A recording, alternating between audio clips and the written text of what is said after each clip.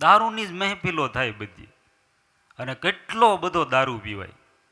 તમે જુઓ, આપણા ભારતના તહેવારો આવે ને એટલે મેસેજ વાયરલ થવા મળે. શ્રાવણ મહિનો આવે ને તો કે ભાઈ આ શિવજી ઉપર દૂધ ચડાવે, કેટલું દૂધ બગડે, કેટલું દૂધ બગડે. દિવાળીમાં ફટાકડા ફોડે તો કે બહુ પ્રદૂષણ થાય છે. હોળીમાં રંગ ઉડાડે તો કે રંગ કેમિકલવાળા હોય છે, એનાથી સ્વાસ્થ્ય બગડે છે.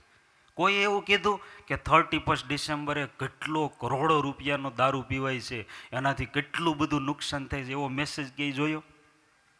કેમ તો કે એ ઉત્સવ આપણે વિદેશથી લઈ આવ્યા, આપણને પ્રોબ્લેમ આપણા ઉત્સવો સાથે જ હોય છે. તો આપણે જાગવું જોઈએ.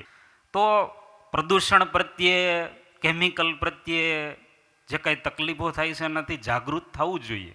પણ આમાંય જાગૃતિ આવવી જોઈએ ને કે 31 ડિસેમ્બરે કેટલો બધો દારૂ પીવાઈ જાય છે અને એનાથી નુકસાન કેટલું બધું થાય છે. ખાવા પીવાની ચીજો ઘણી છે. આપણે હમણાં સાંભળ્યું કે કનૈયો માખણ ખાતો હતો. એ માખણ મૂકીને લોકો મદિરામાં ગયા ને પછી તકલીફ પડી છે.